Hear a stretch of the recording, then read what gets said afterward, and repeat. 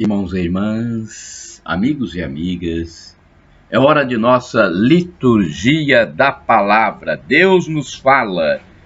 Vamos orar, gente. Nós precisamos orar diariamente para não nos secularizarmos. Se nós não rezarmos, fatalmente nós nos entregaremos ao mundo. E nos entregando ao mundo, perderemos a salvação. Vamos à liturgia da palavra da Igreja Católica Apostólica Romana no mundo inteiro. 4 de julho de 2019, quinta-feira, 13ª semana do tempo comum. A cor litúrgica é verde. O ofício do dia é o que está no ritual. Antífona da entrada. Povos todos aplaudi e aclamai a Deus, com brados de alegria. Salmo 46, versículo 2. Oração do dia. Ó Deus, pela vossa graça, nos fizestes filhos da luz. Concedei que não sejamos envolvidos pelas trevas do erro, mas brilhe em nossas vidas a luz da vossa verdade. Por nosso Senhor Jesus Cristo, vosso Filho, na unidade do Espírito Santo. Assim seja. Primeira leitura, leitura do livro do Gênesis, capítulo 22, versículos de 1 a 19. Naqueles dias, Deus pôs Abraão à prova. Chamando-o, disse: Abraão. E ele respondeu: Aqui estou. E Deus disse: Toma teu filho único Isaque, a quem tanto amas, dirige-te à terra de Moriá e oferece-o ali em holocausto, sobre um monte que eu te indicar. Abraão levantou-se bem cedo, selou o jumento, tomou consigo 2 dos seus servos e seu filho Isaque. Depois de ter rachado lenha para o holocausto, pôs-se a caminho para o lugar que Deus lhe havia ordenado. No terceiro dia, Abraão, levantando os olhos, viu de longe o lugar. Disse então a seus servos: Esperai aqui com o jumento, enquanto eu e o menino vamos até lá. Depois de adorarmos a Deus, voltaremos a vós. Abraão tomou a lenha para o holocausto e a pôs às costas do seu filho Isaque, enquanto ele levava o fogo e a faca. E os dois continuaram caminhando juntos. Isaque disse a Abraão: Meu pai. Que queres, meu filho? Respondeu ele. E o menino disse: Temos o fogo e a lenha, mas onde está a vítima para o holocausto? Abraão respondeu: Deus providenciará a vítima para o holocausto, meu filho. E os dois continuaram caminhando juntos. Chegados ao lugar indicado por Deus, Abraão ergueu um altar, colocou a lenha em cima, amarrou o filho e o pôs sobre a lenha em cima do altar. Depois estendeu a mão, empunhando a faca para sacrificar o filho. E eis que o anjo do Senhor gritou do céu, dizendo: Abraão, Abraão. Ele respondeu: Aqui estou. E o anjo lhe disse: Não estendas a mão contra teu filho, e não lhe faças nenhum mal. Agora sei que temes a Deus, pois não me recusaste teu filho único. Abraão, erguendo os olhos, viu um carneiro preso num espinheiro pelos chifres. Foi buscá-lo e ofereceu-o em holocausto no lugar do seu filho. Abraão passou a chamar aquele lugar: O Senhor providenciará, donde até hoje se diz: o monte onde o Senhor providenciará. o anjo do Senhor chamou Abraão pela segunda vez do céu e lhe disse: juro por mim mesmo, oráculo do Senhor, uma vez que agiste deste modo e não me recusaste teu filho único, eu te abençoarei e tornarei tão numerosa tua descendência como as estrelas do céu e como as areias da praia do mar. De teus descendentes conquistarão as cidades dos inimigos. Por tua descendência serão abençoadas todas as nações da terra, porque me obedeceste. Abraão tornou para junto de seus servos, e juntos puseram-se a caminhar de Bersabeia, onde Abraão passou a morar. Palavra do Senhor. Graças a Deus. Uma das histórias mais bonitas da Bíblia. Eu me lembro, inclusive, aqui, abrindo um parêntese, me lembro de quando estudava no Colégio Marista, era criança, e foi uma das primeiras histórias que me marcaram na Bíblia. Muito linda essa história, né? A obediência de Abraão a Deus, ao Pai do céu, coisa que falta muito hoje em dia. Vamos lá ao Salmo responsorial agora. Salmo 115, versículos do 1 ao 2, de 3 a 4, de 5 a 6, de 8 a 9, o refrão é o 9. Andarei na presença de Deus, junto a Ele na terra dos vivos. Todos. Andarei na presença de Deus, junto a Ele na terra dos vivos. Eu amo o Senhor porque ouve o grito da minha oração. Inclinou para mim seu ouvido no dia em que eu invoquei. Andarei na presença de Deus, junto a Ele na terra dos vivos. Prendiam-me as cordas da morte, apertavam-me os laços do abismo, invadiram-me a angústia e tristeza. Eu então invoquei o Senhor. Salvai, ó Senhor, minha vida. Salvai, ó Senhor, minha vida. Andarei na presença de Deus, junto a Ele na terra dos vivos. O Senhor é justiça e bondade, nosso Deus é amor, compaixão. É o Senhor quem defende os humildes.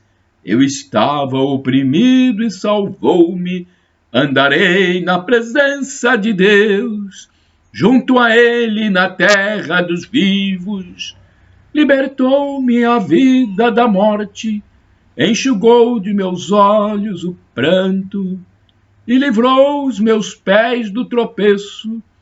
Andarei na presença de Deus, junto a Ele na terra dos vivos, junto a Ele na terra dos vivos.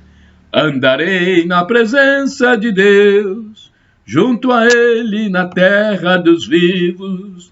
Todos. Andarei na presença de Deus, junto a Ele na terra dos vivos.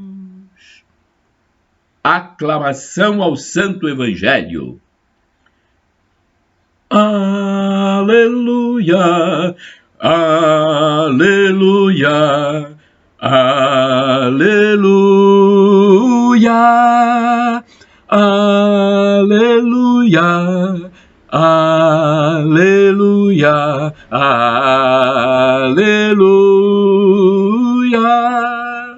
Em Cristo Deus reconciliou consigo mesmo a humanidade, e a nós Ele entregou essa reconciliação. 2 Coríntios 5, versículo 19. Aleluia, aleluia, aleluia. Aleluia, aleluia, aleluia. Evangelho de Jesus Cristo, segundo São Mateus, capítulo 9, versículos do 1º ao número 8. O Senhor esteja convosco, Ele está no meio de nós. Proclamação do Evangelho de Jesus Cristo segundo São Mateus. Glória a vós, Senhor, pelo sinal da Santa Cruz. Livra-nos, Deus nosso Senhor, dos nossos inimigos. Naquele tempo, entrando em um barco, Jesus atravessou para a outra margem do lago e foi para a sua cidade. Apresentaram-lhe então um paralítico deitado numa cama. Vendo a fé que eles tinham, Jesus disse ao paralítico: coragem, filho, os teus pecados estão perdoados. Então, alguns mestres da lei pensaram: esse homem está blasfemando. Mas Jesus, conhecendo os pensamentos deles, disse: por que tendes esses maus pensamentos em vossos corações? O que é mais fácil dizer: os teus pecados estão perdoados? Ou dizer: levanta-te e anda?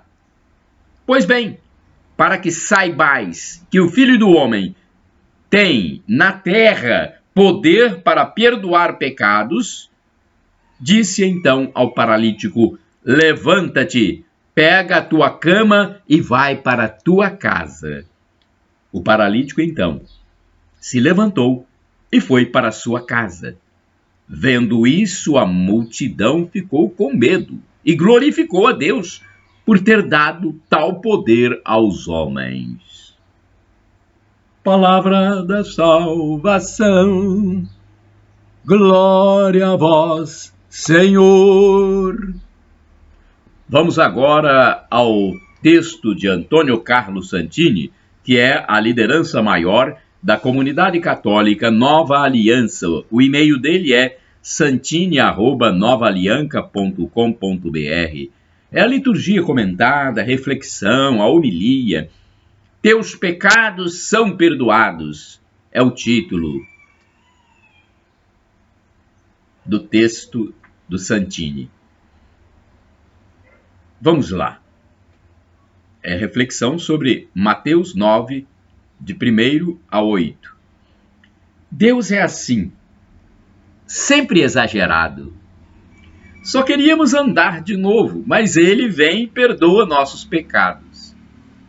Herbert Rausch, não sei se essa é a pronúncia correta, mas é um pastor da Igreja Reformada, observador junto ao Concílio Vaticano II, comenta este evangelho.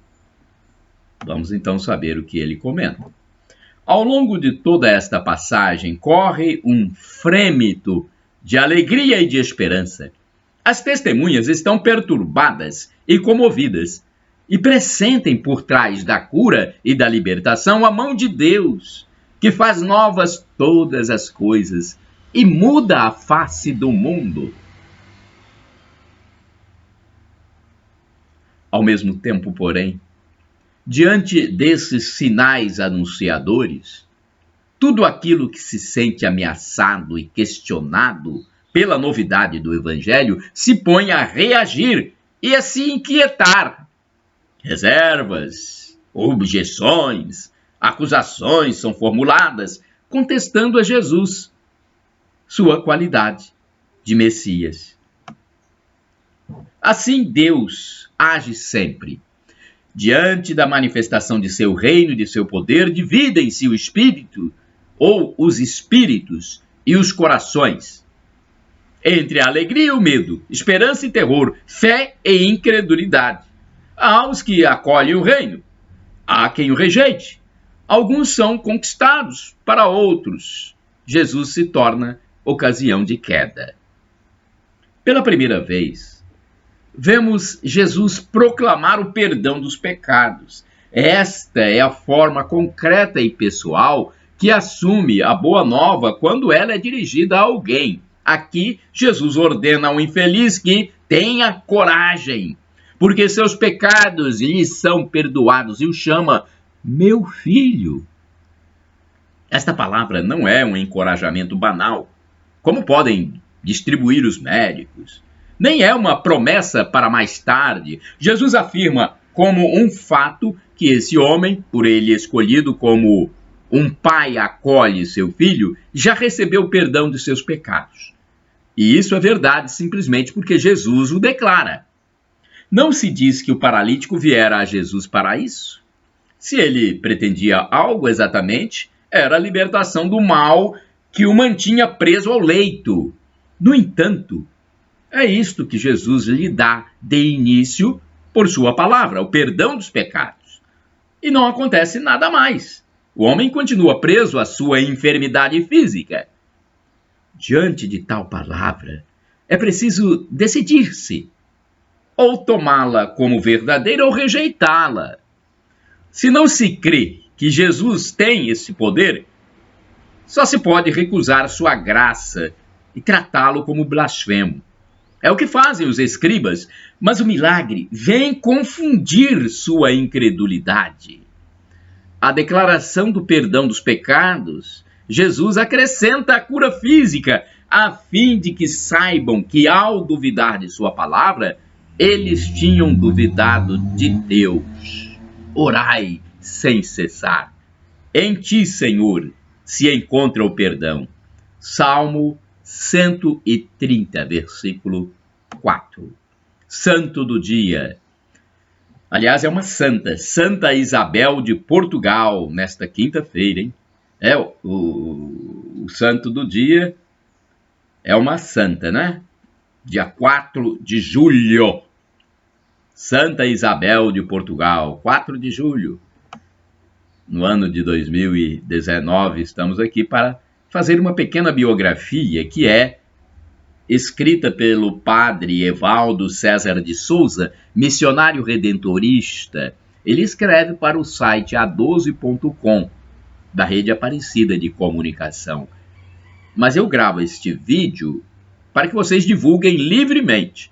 Só que eu vou postar inicialmente no meu blog, repórterpaulomaciel.blogspot.com, no meu Facebook, facebook.com/Paulo Maciel da Rádio, e no meu canal no YouTube, Paulo Roberto Maciel. Aproveitem, divulguem livremente, meus amigos e amigas, irmãos e irmãs.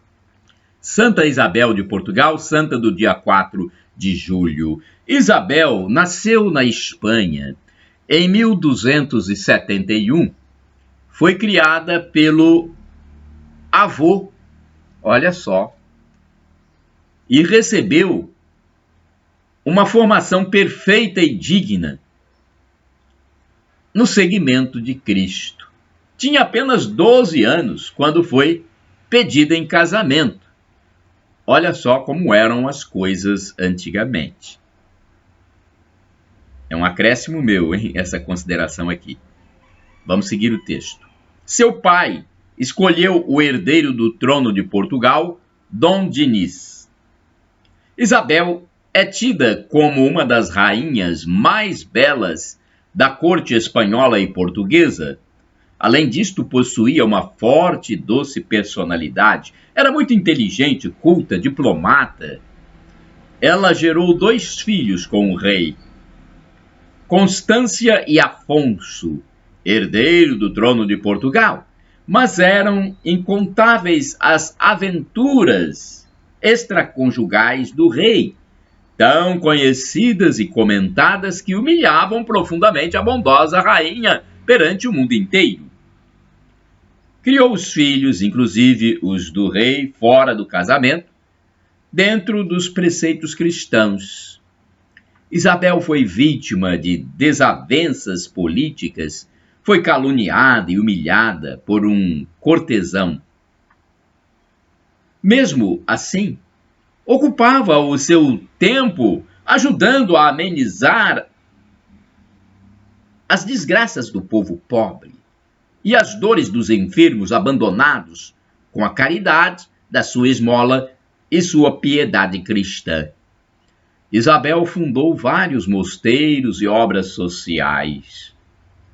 Com suas posses, sustentava lares de idosos e menores abandonados, hospitais para velhos, para doentes, tratando pessoalmente dos leprosos. Sem dúvida, foi um perfeito símbolo de paz de seu tempo.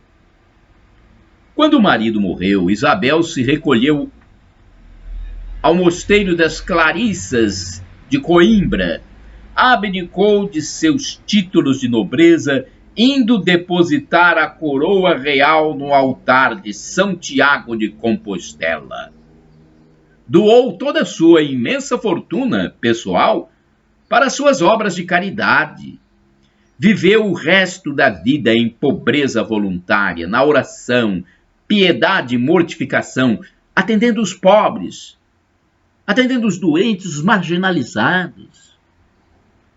A rainha Isabel de Portugal morreu no dia 4 de julho de 1336. Foi declarada padroeira dos portugueses como a Rainha Santa da Concórdia e da Paz. Que história linda, meu Deus! Como esses santos fizeram tão bem à comunidade. Reflexão. Isabel de Portugal é a figura da mulher que encontrou em Deus as forças necessárias para vencer os desafios da vida. Sua fortaleza e constância eram marcas registradas de sua vida. Mas as dificuldades da vida nunca a impediram de dedicar tempo à caridade e ao cuidado com os mais pobres. Neles, Isabel via a figura do próprio Cristo.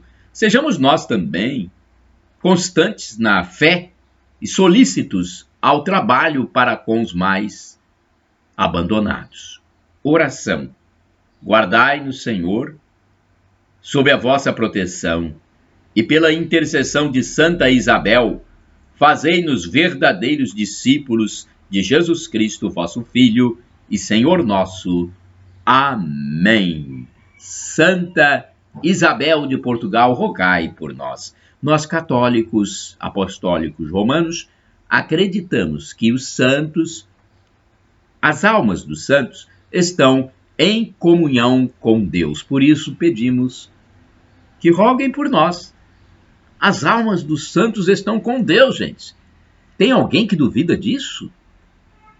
Eles fizeram bem, veja o bem que essa santa fez para a humanidade, seguindo as determinações de Jesus Cristo.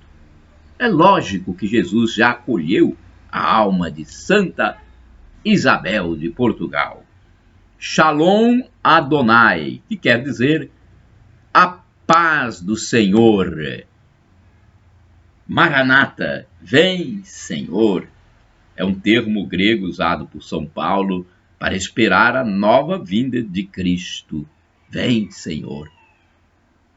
E El Shaddai é Deus onipotente. Ele proverá. Creia, ele proverá. Ele providenciará.